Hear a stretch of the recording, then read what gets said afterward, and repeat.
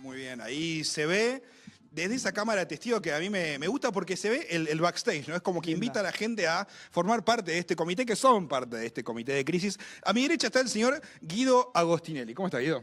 ¿Cómo están? ¿Todo bien? Muchísimas gracias, señor. Muchísimas gracias por venir, por acercarte a CAIMPA.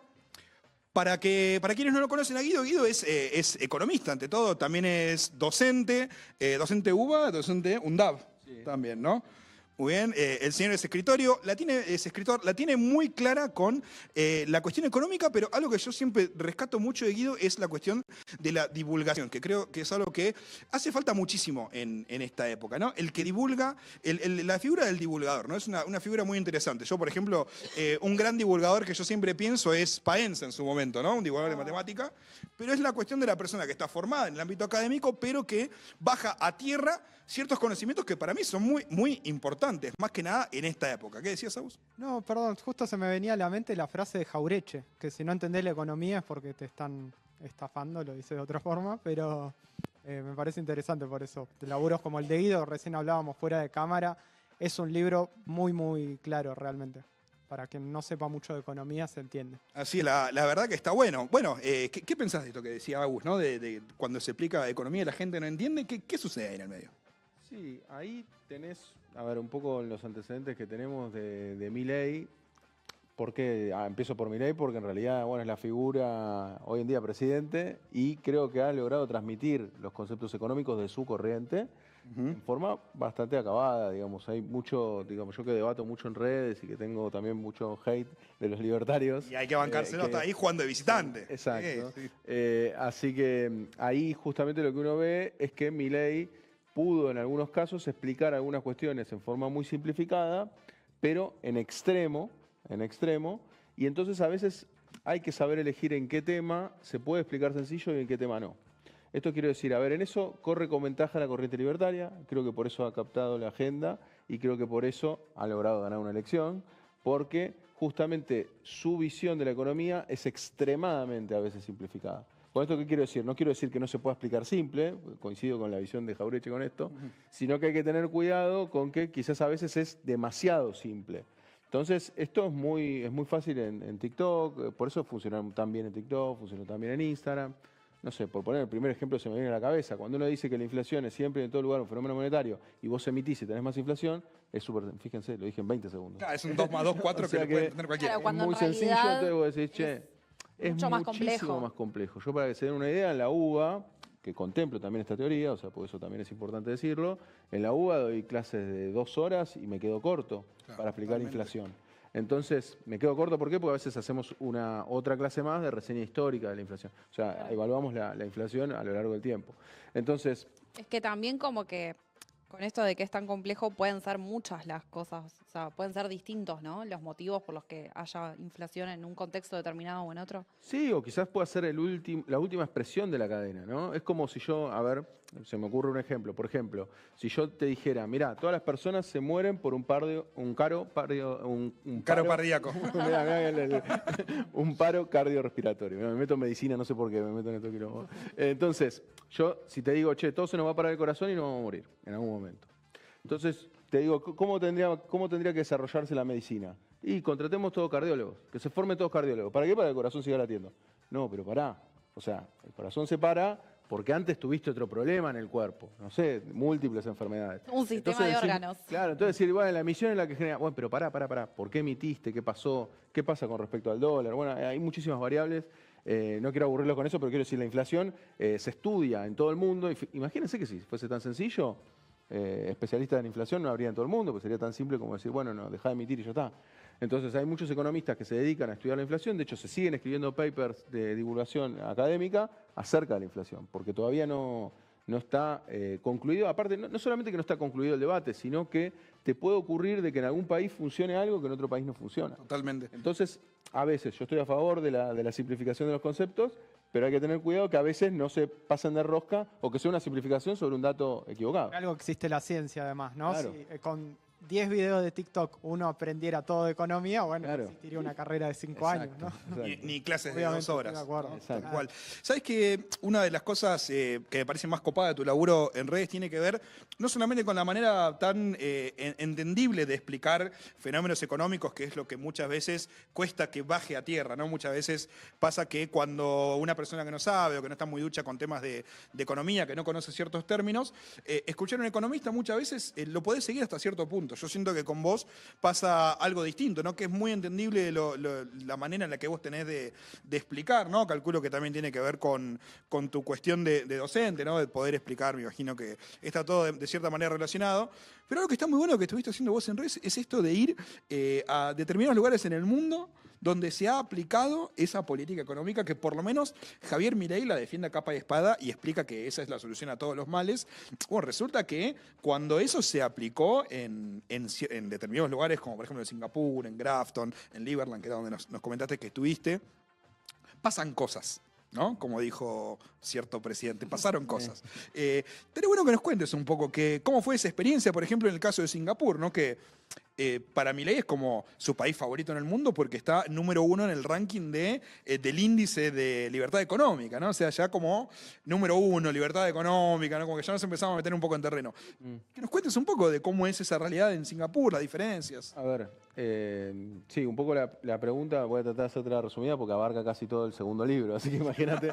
Pero lo que quiero decir es, primero, previo a esas experiencias, que es producto de lo que se ve en ese libro, uno ve en Falacias Libertarias, que es el primer libro, justamente ahí lo que uno ve es que a medida que uno se acerca a las ideas de los libertarios, no hace falta aplicar un modelo libertario, sino a medida que en Argentina nos acercamos a liberalizar la economía, como lo llaman ellos, los resultados fueron peores. Pero siempre, absolutamente siempre, tanto en la dictadura militar como con la experiencia que tuvimos durante el macrismo.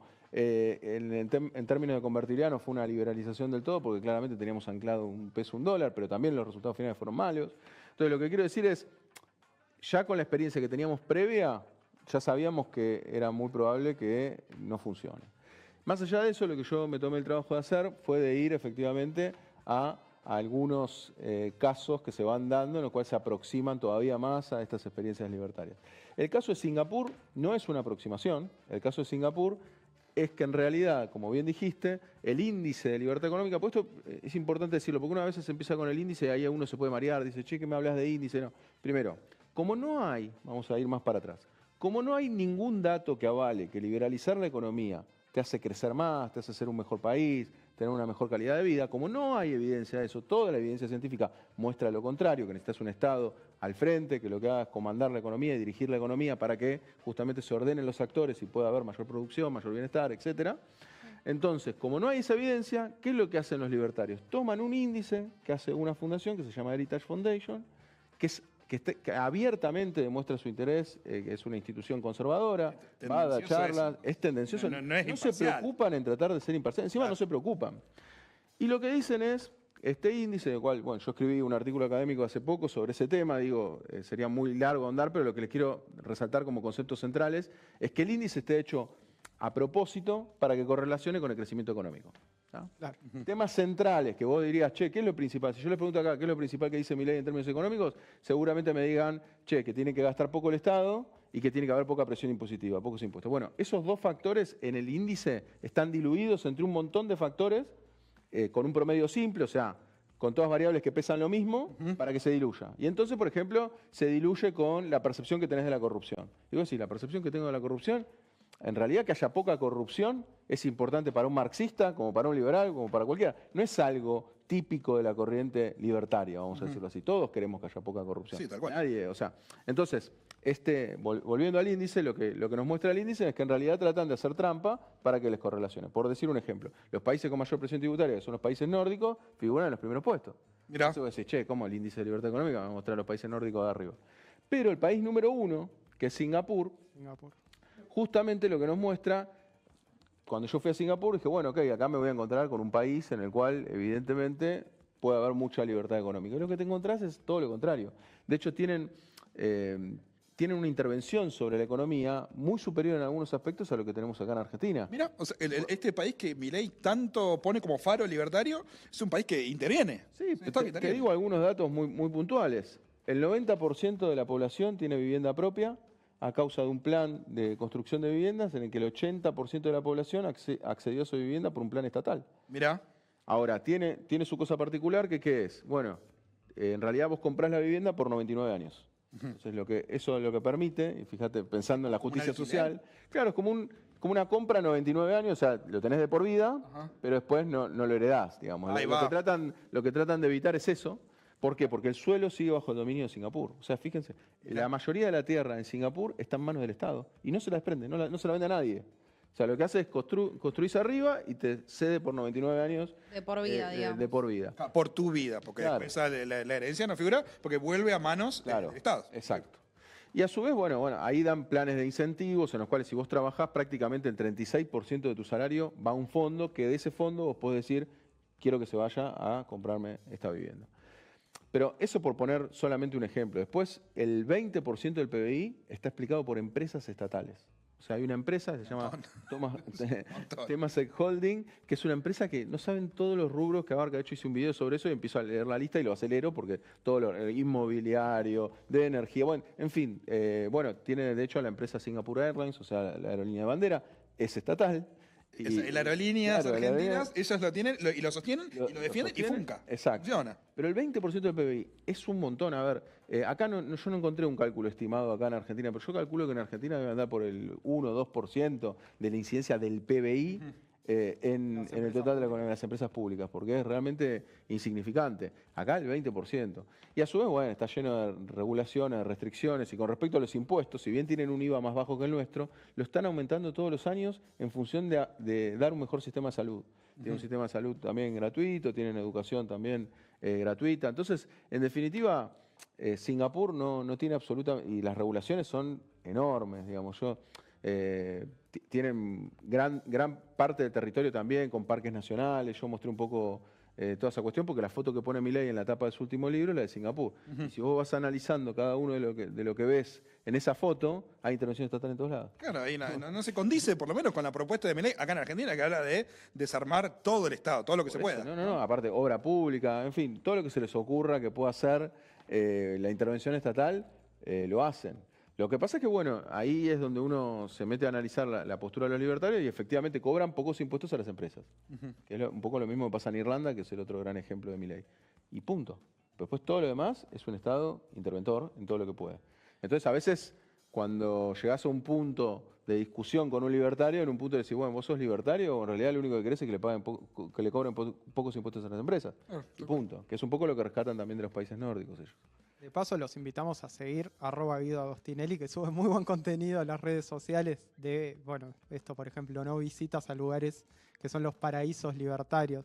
A mí me quedaba, te quería hacer otra pregunta, pero primero te quiero pedir que nos cuentes sobre Grafton, sobre Liberland, que también visitaste y son lugares visitados por los libertarios. A ver, de nuevo, trato de resumírtelo. Grafton fue un pueblo en Estados Unidos donde hicieron un experimento libertario. Se lo considera así, ¿por qué? Porque se trasladaron muchos libertarios intencionalmente con la idea de incidir en ese pueblo. ¿Qué es lo que pasa? Claro, y eso está muy organizado, los libertarios norteamericanos, lo que dicen es, bueno, somos pocos en el país, ¿qué hacemos? Nos organizamos, sobre todo se centran en un estado que se llama New Hampshire, que está en el norte, ahí limitado con Canadá, y lo que hacen es agruparse ahí para tener un poco más de incidencia. Puntualmente hicieron un Freetown Project, o sea, un proyecto de una ciudad libertaria, en la cual se concentraron muchos libertarios, se fueron a vivir ahí para tener incidencia en las decisiones. La cuestión es que, y hablando con la gente del pueblo, ya que me fui hasta ahí, es muy lineal lo que ellos hacen, que es cada vez que se somete a votación interna entre ellos, bajar impuestos, bajan los impuestos. Cada vez que tienen que someter a bajar prestaciones, las bajan. Entonces no renuevan, no sé, el camión de bomberos, no hacen actividades de parte del Estado. Estos libertarios que se juntaron en este Exacto. Estado, entonces hacen una suerte de lobby, ¿no? Dijo Diana Mondino, ¿no? Pero tampoco son mayoría, pero fíjense qué loco, ¿no? No son mayoría, pero cuando se tiene que votar, sí lo son. ¿Por qué? Porque hay mucha gente que no va. Porque vieron que es tipo los Simpsons, que van, se juntan en el recinto y eligen qué hay que hacer. Está muy buena esa democracia, dicho sea de paso, pero quiero decir, en esa incidencia lo que hicieron es, bueno, ok, no se vota, se baja impuestos. Entonces, ¿qué termina pasando? ¿Cuál es la conclusión en Grafton? Muy en grandes líneas. Más allá de que fue muy conocida porque recibió ataques de osos y demás.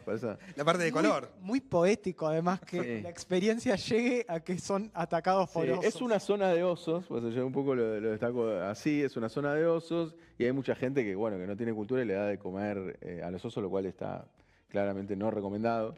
Pero yo cuando llegué ahí la gente me mostraba, mirá cómo le doy de comer a los osos y te mostraban los videos. Bueno, pero digo, más allá de eso, lo que llama mucho la atención y a mí me parece un contrasentido es que en realidad, por ejemplo, yo quería cargar nafta, me tenía que ir a otro pueblo. Quería ir a un supermercado, me tenía que ir a otro pueblo. O sea, ellos trataban de disminuir impuestos para que lleguen inversiones y después ellos mismos, los habitantes de Grafton, se tenían que ir a otro pueblo para hacer las compras, para cargar la nafta del auto. Terminan dejando la guita afuera. Por eso, Ridículo. la verdad que es un contrasentido, bueno, y otras cosas más, pero digo, eso lo que más destacaría. Y Liberland, nada, es un país me preguntaste por Liberland, ¿no? Sí. Un país autoproclamado, libertario, en realidad agarran un pedazo de tierra en lo que se llama terra nullius, que es cuando dos territorios se disputan una división geográfica, y ¿qué es lo que pasa? Si la división, en este caso son Serbia y Croacia. Si se respeta la línea de Serbia, obviamente Serbia gana más territorio. Si se respeta la línea de Croacia, Croacia gana más territorio. Pero ¿qué pasa? Como está en el medio Liberland, si alguno de los dos asume que el Liberland es propio, está asumiendo la división del otro. Entonces, se quedaría con menos territorio. Claro. No sé si se lleva a entender de todo, pero digo, son casos muy particulares que ocurren en la división de territorio de dos países. Entonces quedó sin dueño aparente, y entonces agarró un empresario checo y dijo, bueno, este es mi país. Y a partir de eso, todas las premisas de lo que quiere llevar adelante como país son todas premisas libertarias, en la cual no hay impuestos, hay contribuciones voluntarias, en la cual según la contribución voluntaria que hagas, es tu capacidad que tenés para votar y elegir las cosas que se hacen en el país. Lo cierto es que no hay nada hecho, es todo teórico. O sea, me fui hasta allá, lo vi, están queriendo construir casas, viene el Estado croata, que en teoría no podría hacerlo y les rompe las cosas que construyen. O sea Mirá. que es solamente una fantasía. Está en los papeles, digamos, Claro. nomás. Bueno, les recordamos a la gente que quizás se esté enganchando a ver el programa ahora con nosotros. Estamos acá en el estudio con Guido Agostinelli, economista, autor, docente. Escribió un libro muy copado, que estamos hablando un poco de falacias libertarias, acá lo tenemos en pantalla. Las personas que, obviamente, que respondan a la consigna que largamos, que tiene que ver con, no viene al caso, ¿no? Pero es una excusa para que ustedes puedan interactuar un poco con nosotros, tiene que ver con si te gusta más el otoño, si te gusta más el invierno. A partir de ahí van a salir dos personas, vamos a sortear dos ejemplares de estos, que nos acompaña también Ediciones Sicus. Se van a sortear dos ediciones dos copias de Falacias Libertarias a quienes contesten la consigna. Está bueno recordarlo también para que puedan interactuar un poco con nosotros. Si hay una pregunta también, algo que quieran realizar, aprovechar que tenemos a Guido acá, está buenísimo. Así que bueno, nada, una vez dicho esta pequeña aclaración, continuemos. Seguro. Teníamos un tuit para mostrar, ¿no? Sí, tenemos un tuit, a mí me resultó muy interesante. Mientras tanto pido que me suban un poco la dirección, que no llego a escuchar, escucho muy bajito. Tenemos un tuit de un libertario, no sé si lo podemos ver en pantalla. Ahí están. Habla puntualmente de Estados Unidos, dice, algún día alguien se tiene que animar a explicar cómo Estados Unidos logró ser potencia mundial siendo casi siempre proteccionista. Sí, el libre mercado desarrolla. Pero los yanquis, tanto del libre mercado, no les gusta. Más allá de que está horriblemente escrito, ¿no? Eso me trabé mucho leyéndolo.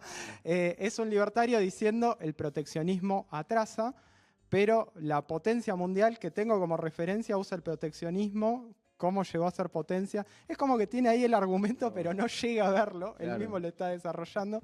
Y veía un poco tu libro, me parecía interesante que hablas puntualmente de Estados Unidos como la potencia Potencia keynesiana. keynesiana, Sí, tenés porque- razón. Contanos un poco cómo se desarrolla Estados Unidos, qué relación hay con el proteccionismo y un poco hablabas también del índice de libertad, donde muchos países con Estado presente son los más desarrollados. Sí, ahí me parece que lo que habría que contestar primero es la definición de proteccionismo y qué es libre mercado. De nuevo, me parece que justamente él lo que se está basando es en el índice de libertad económica, por eso dijimos que está mal construido, porque en realidad no es solo Estados Unidos.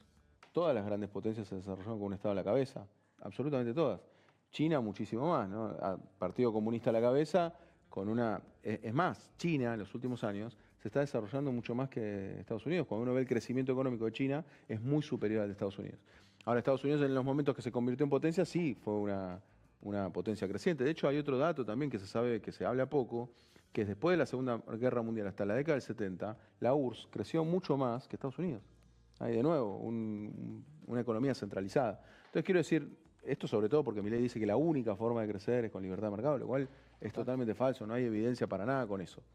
Y Estados Unidos, en realidad, a ver, siempre aplicaron proteccionismo desde que son potencia. Ellos lo que hacen es cuidar su propia industria. Básicamente lo que ellos hacen es, por eso digo potencia keynesiana, porque ellos lo que hacen es estimular constantemente el gasto, ¿no? Nosotros lo sabemos también por el nivel de endeudamiento que tienen las personas en Estados Unidos para comprar la casa, para hacer las compras, para el nivel de endeudamiento que tienen con financiero. Ir a la universidad. Exacto. La salud. La salud, bueno, ni que hablar, claro, le gravísimo. pasan deuda. Entonces es un tema, sí, exactamente, muy grave. Por eso digo, tiene partes totalmente liberadas. Por eso digo, también cuando le dicen libertad económica, el tema de la salud es un buen ejemplo. Bueno, ahí sí está bastante liberado, ¿no? Y así les va, y justo es un punto flojo de ellos. Entonces, Acá osaron levantar la restricción de aumentos a las prepagas y tuvieron que ir marcha atrás, Eso. solo a las prepagas. Tuvieron que intervenir. Imagínate. es complicado, por eso. Y en Estados Unidos lo que tenemos que entender es que acá nos dicen, bueno, no tiene que haber déficit fiscal, allá están con déficit fiscal recurrente desde más o menos el año 2000. Entonces, lo que tenés son muchos años de déficit fiscal. Esto no quiere decir que hay que ir a déficit fiscal. De hecho, Keynes ni siquiera estaría de acuerdo con lo que está haciendo Estados Unidos, porque Keynes habla de déficit fiscales provisorios, no recurrentes ni crónicos. O sea, No es algo que la idea- tiene que ser sí o sí siempre. Claro, exacto. Keynes lo que dice es, por ejemplo, ahora, si vos le dieras la economía argentina a Keynes lo que te diría es, hacé gasto público ahora, y entonces lo que vos vas a tener es que la economía se te va a reactivar. Y Keynes no te va a decir, seguí así de por vida. Lo que te va a decir Keynes es, cuando te dé crecimiento económico, soltá, no gastes. O sea, por eso son tan famosas las medidas contracíclicas, digamos. Claro. Que es lo que trata de hacer más o menos a grandes rasgos todo el mundo. De hecho, ya que hablamos de Singapur viene de 2 años con déficit fiscal. O sea que en su modelo tienen déficit fiscal. Entonces esta pavada de decir, bueno, tiene que ser ya rápido el superávit fiscal, no tiene ningún sustento. Lo único que hace es que, bueno, ok, puedan mostrar el numerito, pero la recesión es más grave de lo que se podría haber sido.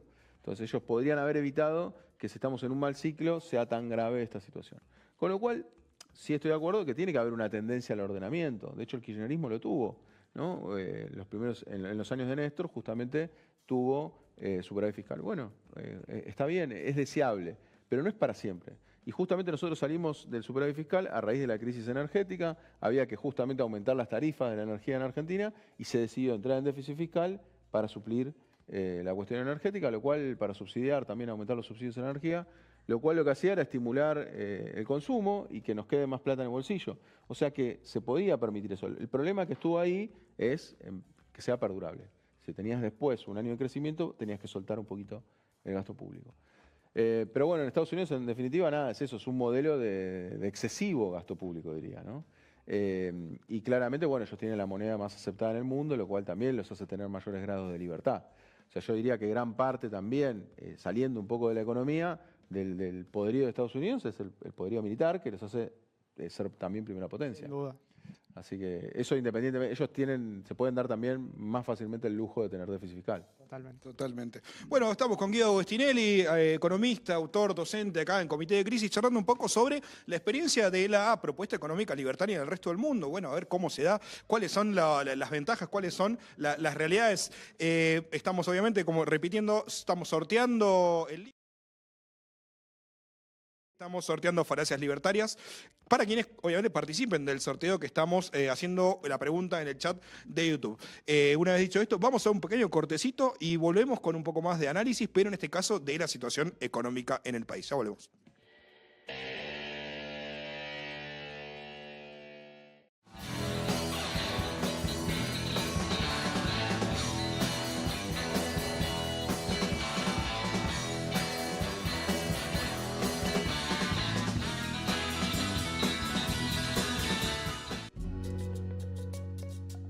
Somos Clate.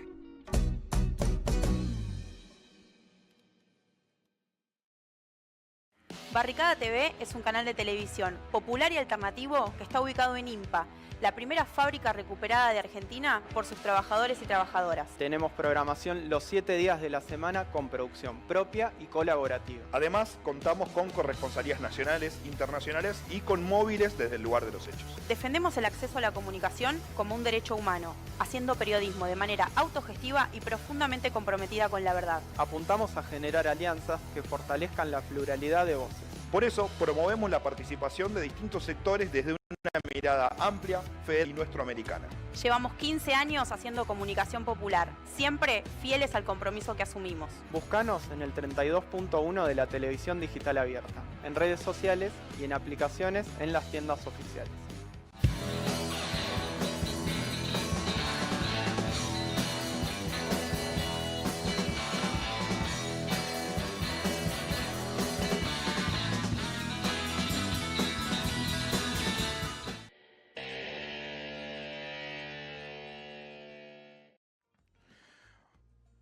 Bueno. Muy bien, continuamos ahora- con Comité de Crisis. Lau, decime. Sí, queríamos mostrar un videíto que publicó nuestro presidente. No sé si fue hoy o ayer, Creo que fue hoy, Hoy. si no me equivoco. Bueno, es cine, la verdad. ¿Es cine? El video. Cine del malo. Vamos a verlo.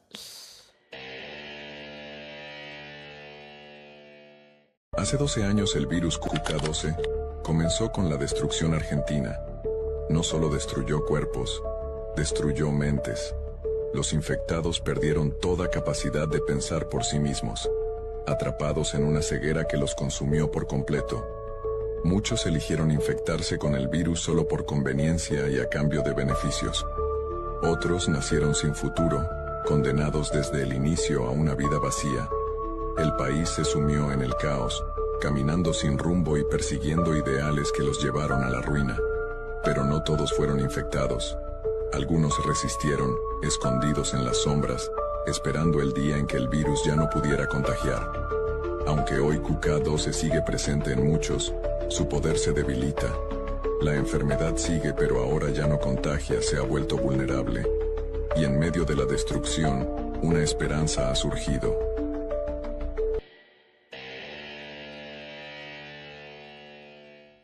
El video que publicó Milei presenta el ya clásico argumento de que la culpa de todos los males son del kirchnerismo y de su gobierno. Tu libro plantea desde la introducción que hubo 2 gobiernos que fracasaron y que los índices económicos eran mejores en 2015. ¿Existe algún sustento para este argumento de Milei o...? No, a ver, no lo había visto el video, llamativo. Llamativo por lo menos. Por lo menos. A ver, ahí a mí me parece que Milei lo que trata siempre, nosotros en el libro lo abarcamos como falsa equivalencia, él mezcla todo, ¿no? Él representa a los buenos y están los malos del otro lado, entonces mete a todos del otro lado y construye lo que es una falacia del espantapájaros, o sea, ridiculiza al otro de tal manera que es muy fácil derribar lo que dice. Entonces dice, bueno, gastaron de más, bueno, estos son el mal. Y claramente eso no funciona así. Aparte a mí lo que me da mucha bronca, no sé puntualmente en este video ahora viéndolo rápido si está, que él también marca como que todos los socialistas, él dice que todos son socialistas y que a su vez son envidiosos y que entonces quieren su propio interés y de nuevo la casta trabaja para solventarse a ellos mismos. Degenerados Claro, fiscales. degenerados fiscales. Y a mí me parece que esos discursos obviamente no contribuyen en nada, a él le contribuye en términos de generar polémica, pero sin lugar a dudas, a ver, cuando uno ve los datos, yendo puntualmente a tu pregunta, cuando uno ve los datos, y por ejemplo, si nos tenemos que basar en un dato fundamental que es el de pobreza, se da un aumento de la pobreza con Macri, se da un aumento de la pobreza con Alberto Fernández, más o menos en magnitudes similares, y después lo que tenés es que ahora con Milei, aparentemente el dato de pobreza daría más en principio, lo tenemos la semana que viene, que los 2 gobiernos juntos. O sea, el último gobierno... abismo. Por eso. Entonces, cuando dicen, bueno, ok, el empobrecedor es él, porque él está, digamos, no. Sí. Entonces, ahora, después sí hay otros datos que los podríamos matizar. No sé, en términos de empleo o desempleo. Sí, Macri aumenta el desempleo, Alberto Fernández no, hace que caiga el desempleo. Lo cual en ese dato es un dato positivo. Caída del salario real, bueno, con los 2 caen. Ahora, en todos los indicadores que te acabo de mencionar, en todos estábamos bien, o estábamos mejor con Cristina, o sea, el fin del 2015. Claro, eso estaba pensando. En el caso de Alberto, tema de desempleo, que es como vos decís, estaba bajo, pero tiene como una contracara que también marcás, como salarios que siguen cayendo, ¿no? Entonces como medio raro también, porque creás empleo, pero a la vez bajás salarios. Claro, sí, ahí lo que tenés es claramente una situación, aparte tengamos en cuenta que, porque a veces uno piensa, bueno, ¿qué es la dinámica del sistema, bla, bla? No, vos podías, por ejemplo, los empleados públicos, aumentarle los salarios. directamente. Y entonces está bien, alguien me podrá decir, bueno, el déficit fiscal, qué sé yo, bueno, está bien, habría que revisar cuáles fueron puntualmente los gastos que se dieron. Pero quiero decir, el de Alberto Fernández fue un gobierno malo, pero yo lo he dicho muchas veces, comparado con los resultados que va a arrojar Javier Milei, va a ser un gobierno comparativamente mucho mejor. Vamos. Y de nuevo, y esto lo resalto, porque ahora con Alberto Fernández vi que se vieron ahí más imágenes de él y demás. A mí me parece terrible, eso está totalmente cooptado en las redes y se habla muy poco. Me parece terrible esta cuestión de ligar las ideas a las personas, porque ahora hay un ataque furioso sobre las ideas que representa el peronismo por lo que hizo Alberto Fernández, una persona. ¿Pero qué somos? Nosotros no somos la CIDE para saber esa persona que hacía en su vida particular. O sea, acá tenemos que discutir ideas. Y lo digo también para el otro lado. Si mañana Milei aparece, no sé, pegándole un nene, yo no voy a decir que Milei no tiene razón porque está haciendo eso. O sea, estoy discutiendo las ideas libertarias. Así como los libertarios tendrían que defender a su líder, o no, a esas ideas, mejor dicho, antes que a su líder. O sea, no pasa nada. Entonces, no entiendo por qué la agenda libertaria, en realidad sí entiendo, pero digo, me parece muy deshonesto intelectualmente, está centrada en Alberto Fernández. O sea, ¿cómo hacías vos para saber que Alberto Fernández tenía ese comportamiento en su vida privada? Es imposible saberlo. No nos podemos acercar, pero también veo mucha gente del otro lado, ¿no? Diciendo, compungido, che, ¿cómo nos comimos el tema de Alberto? Es que no hay manera. ¿Cómo vas a, no hay manera de nadie. Uno no puede saber la vida personal de nadie. Totalmente. O sea, a mí cuando me hablan de casos puntuales de corrupción, de casos de delitos mucho más graves, que hay de uno y del otro lado. Sí, claro. Y lo que hace, te encontrás autores como Laje, el libertario, diciendo... Bueno, ven, son todos, y lo lleva de nuevo a una exageración a propósito que también Una generalización que es otra falacia también. Generalización Entonces, apresurada, como claro, uno. todos. Entonces dice, no, son todos chorros. Bueno, ¿qué? Porque te empiezan a nombrar 5, 6, 7 casos de corrupción, los que fuera. Y discursivamente Incluso, funciona. Si fueran 100, digo, quiero decir, funciona, sí, claro, pero ¿cuántos años de gestión hubo? ¿Cuántos funcionarios tuviste? Sacá la relación. Bueno, evidentemente siempre va a haber actos de corrupción, lo cual hay que combatir y hay que separar a esas personas, pero discutamos ideas. Porque entonces vienen y dicen, bueno, abuso de menores, entonces vos tenés que decir, bueno, el caso nuevo De que hubo, Quisca. de Quisca, che, vos también tenés, entonces son todos abusadores de menores. No, nadie diría eso. Bueno, es falacia, ¿no? Como No, sí, es a una- Milei le gustaba tanto. Sí, es palabra generalización falacia. apresurada, que es justamente agarrar casos aislados y decir, bueno, che, esto es un comportamiento general, lo cual me parece bastante ofensivo para todos y me parece que no hay que entrar en ese juego, ¿no? Y banalizarlo, ¿no? Claro. Perdón, Exacto. creo que ibas a hacer una pregunta, pero Sí. es como banalizar también, en este caso la violencia de género. Correcto. ¿No? Utilizarlo simplemente. Yo lo que te quería preguntar, ya que, bueno, diste un poquito el pie de esto de debatir ideas, ¿no? También creo que tiene que ver un poco con las maneras de comunicar de este gobierno. Me gustaría saber qué pensás vos de la presentación del presupuesto, de que pasó el domingo. La no presentación del presupuesto, porque básicamente lo que fue Milei volviendo a repetir un discurso que ya había hecho anteriormente. De números, de propuestas se habló nada, pero fueron todos como significantes vacíos y también fue una oportunidad para mostrar a todo su ejército, ¿no? Su mini ejército, vamos a decirle, de alentadores que estaban haciendo toda una pantomima desde los balcones del recinto, etcétera. Pero bueno, faltó lo más importante, que es lo que ellos proponen económicamente. ¿Qué hay de todo eso? Sí, a mí me parece que fue intencional lo de no presentar los números. ¿Por qué? Porque no es solamente una característica propia de este gobierno, sino de casi todos los gobiernos que tuvimos, que el presupuesto generalmente no se termina adaptando con lo que termina pasando. O sea, esto es una característica que no es solo de Milei, digo, para caerle con lo justo a Milei, con lo que no. Entonces, los datos del presupuesto, a mi modo de ver, son un dibujo. Porque hay una incongruencia ahí, y de hecho podemos dejar guardado esto, y estoy seguro que no me voy a equivocar, que si vos creces al 5%, es muy difícil que vos tengas una inflación del 18% como ellos estiman. ¿Por qué? Porque la inflación vos la estás logrando bajar en gran parte por la gran recesión que vos tenés. Entonces, plantear un escenario del 18, que es un escenario de una inflación mucho menor a la que tenemos, que yo pienso que la va a bajar, mientras haya recesión yo pienso que la inflación va a tender o va a estar bien cerquita de cero. Yo eso le creo al gobierno. El problema son las consecuencias que eso... Lo que sucede en la calle en el día a día. Entonces vos decís, bueno, ok, va a crecer al 5, va a caer la inflación al 18 y encima va a aumentar la recaudación, por ejemplo, de monotributo, por ejemplo, de la gran parte de los impuestos, y ellos dicen que no es porque van a subir alícuotas. O sea que va a haber más contribuyentes que van a aportar, por ejemplo, al monotributo, por ejemplo, a ganancias, lo cual suena raro. Y muy contrario a los que venía diciendo, mire, antes de llegar al poder, decía, el día que yo que subo un impuesto, me corto un brazo. Bueno, eso ya lo ha hecho, claro. lo hizo claro, aumentó el antes. impuesto. Ahora ellos lo que dicen es, bueno, no voy a aumentar ninguna alícuota, pero va a recaudar mucho más que de esos impuestos, lo cual suena raro. Sí. Cuando uno lo ve en la consistencia interna que tiene ese presupuesto, no es consistente.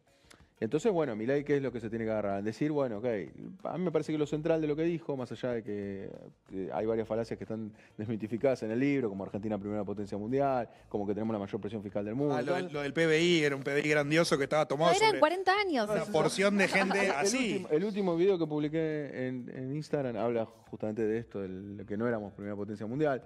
Pero quiero decir, más allá de eso, me parece que lo central que él quiso decir es, bueno, voy a mantener el superávit fiscal.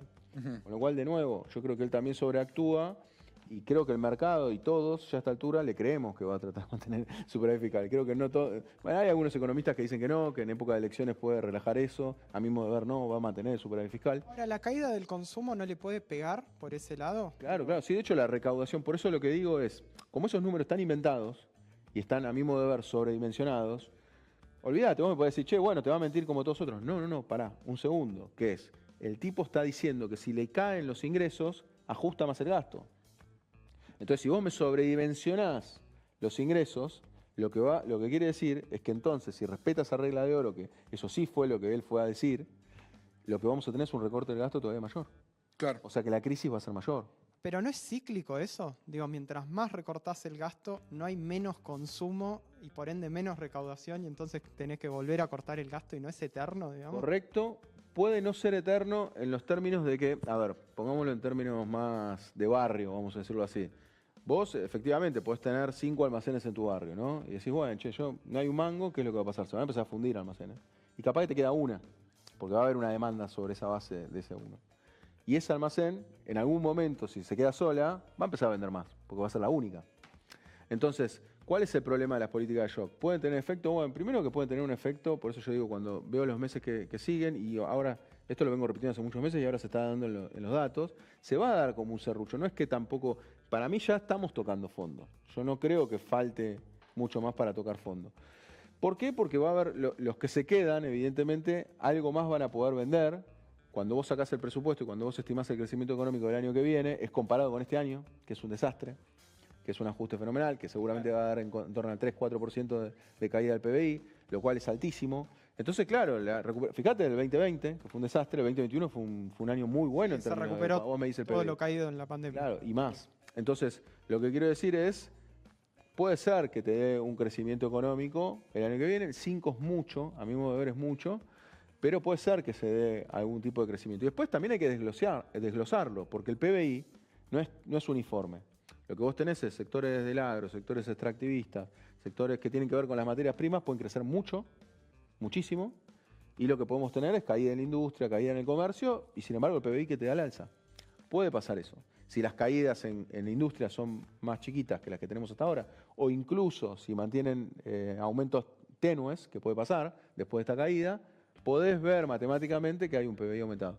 El problema que tiene todo esto, más allá de, como para resumir todo esto, es que la gente lo vaya a ver en la calle, no hay ninguna posibilidad, por eso cada vez uno ve más en los medios el enojo de las personas, porque es cierto, y un poco también cuando hablamos de salario real y jubilaciones, cuando Milei dice que vuelan y demás, ¿qué es lo que pasa? Fíjense que el dato de punta a punta le da 5% nada más de caída a las jubilaciones. Y vos decís, che, no es tan grave para lo que vimos, vamos a sacarlo de todo, ¿no? ¿Qué es lo que pasa ahí? Ahí hay otro problema adicional que es que el salario real lo están calculando y está bien metodológicamente, el salario nominal, o sea, lo que vos recibís de salario o jubilación, es lo mismo, los ingresos, y le descontás la inflación. ¿Cuál es el problema? La inflación viene dando 4,2%. Y vos decís, che, pará, eso no se ve en la realidad. Mucha gente también en redes me vuelve loco. ¿Por qué seguir reproduciendo el dato de inflación si es un dibujo? No es un dibujo, primero que aclarar. Metodológicamente no hay ninguna denuncia seria contra el INDEC. De hecho, está Marco Lavagna al frente, que venía del gobierno anterior. Digo, esto digo como reafirmación. Igual los datos pueden estar mal o pudo haber cambiado la metodología de él, pero no fue el caso. Pero ¿qué es lo que pasa? Las ponderaciones que tiene el INDEC, que las trae de hace años, desde diciembre del 2016, son tal que, por ejemplo, medicamentos están menos del 6%. Entonces, ¿qué pasa? A un jubilado decirle que vos gastás menos del 6% de medicamentos, te va a decir, no, yo gasto mucho más. Claro. Entonces, los medicamentos suben mucho más, pero en la ponderación de total de la canasta tiene una incidencia chiquita. Entonces, vos cuando la ponderación más grande son alimentos, que alimentos están relativamente estables en los últimos meses. ¿Por qué? Porque ya pegaron un aumento tremendo. Ya pegó el salto. Exacto. Entonces se estabilizaron y representan 20 y pico% de la canasta. Entonces, claro, si tenés controlado más o menos alimentos, bueno, no se te descalabra la inflación. Transporte, otro ejemplo también, de nuevo, menos del 6% representa transporte. Y si vos ves los que tienen menores ingresos, pueden llegar hasta 15 a 20% la representación del transporte con respecto a sus ingresos. Entonces, lo que quiero decir es, las ponderaciones del INDEC hacen que la inflación te dé, efectivamente, sobre esa canasta un poco más bajo de lo que la gente percibe. Por eso digo, en definitiva, ¿qué es lo que importa? No es el dato crudo que vemos así, sino efectivamente cuánta plata me queda en el bolsillo. Y a la gente le queda menos plata en el bolsillo. Tal cual, tal cual. Entonces, por eso es que la gente no ve esa recuperación, ni creo que la vaya a ver en forma contundente bajo esta gestión. Y esto ya nos quedan los últimos 2-3 minutos de entrevista, creo. ¿Por qué pensás que hay ciertos sectores de la población que todavía siguen aguantando, ¿no? Porque el golpe en el bolsillo es claro, ¿no? En parte lo acabas de describir muy bien. Es cierto que a la gente le cuesta cada vez más llegar a fin de mes, ni hablar de los sectores como jubilados o los sectores más vulnerables. ¿Qué pensás que tiene que ver con este aguante a estas medidas que parecen ser cada vez peor? Mira, a mí me parece que la primera parte de esa respuesta es, bueno, ¿por qué lo eligieron a Milei? Evidentemente lo eligieron porque les prometía algo que no teníamos, que es estabilidad económica. Entonces, incluso si vos preguntabas, no sé si lo hizo alguna encuestadora, pero es un poco la percepción, aparte de haber recorrido gran parte del país también presentando el libro y demás, si vos preguntabas, che, ¿estás dispuesto a resignar un poco de tus ingresos en pos de la estabilidad económica? Te iban a decir seguramente que sí, ¿tá? Porque Milei no venía a prometer un gran crecimiento desde el inicio. Entonces, lo que yo ahí veo es, primero hay una creencia todavía, una esperanza con que va a haber estabilidad, y a mi modo de ver, lo que resiste la población o no está dado por la economía. Es una cuestión, por eso es tan importante la batalla cultural, que creo que por ahora viene siendo ganada por los libertarios. De hecho, lo que me motivó a escribir el libro hace 2 años atrás fue justamente ver que mis alumnos respondían mucho bajo la lógica libertaria. Entonces vos decís, che, pará, acá te faltan variables para analizar, y eso fue lo que me motorizó a escribirlo. Lo que quiero decir es, el límite lo va a poner la gente, y cuando se canse la gente. El límite económico no hay. Vos en economía te podés hacer pobre un 50% más y la economía va a seguir funcionando, vamos a decir así. Va a haber equilibrios que se van a ir dando, o desequilibrios, y punto. El tema es hasta dónde tolera la gente, y eso no lo sabemos. La verdad que es un terreno inexplorado, o sea que no. Lo que sí sabemos es que si en Francia, en Italia o en cualquier país desarrollado haces un ajuste de un mes al otro de un 20% o arriba de un 20%, vuela por los aires el gobierno. Bueno, acá no pasó eso, porque era tal la inestabilidad que estaban dispuestos a resignar eso en pos de la estabilidad. Guido, quiero leer un comentario en YouTube antes de despedirte, porque el Dogo argentino, se ve nombre de troll, nos pone, ojalá, no, perdón, quería leer otro. Dice, antes nadie sabía de los libertarios, ahora todos son especialistas, jajaja. Quiero decir que Guido escribió este libro antes de que gane Milei. Ese es el dato. Eso hay que destacarlo.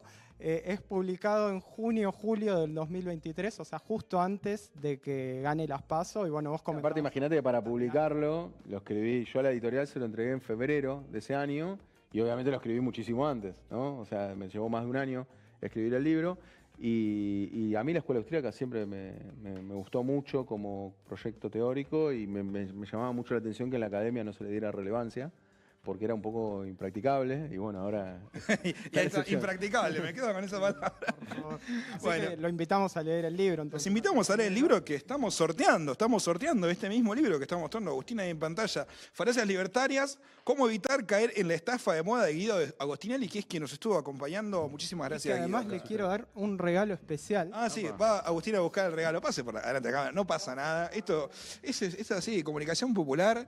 Se hace así, hay un matecito de regalo para Guido Agostinelli. Muchas gracias. El mate de BTV, ¿no? Que es el mate que nosotros hemos fabricado con nuestras propias manos, hay que decirlo. Bueno, gente, se nos acabó el tiempo para esta entrevista. Les recordamos que estamos...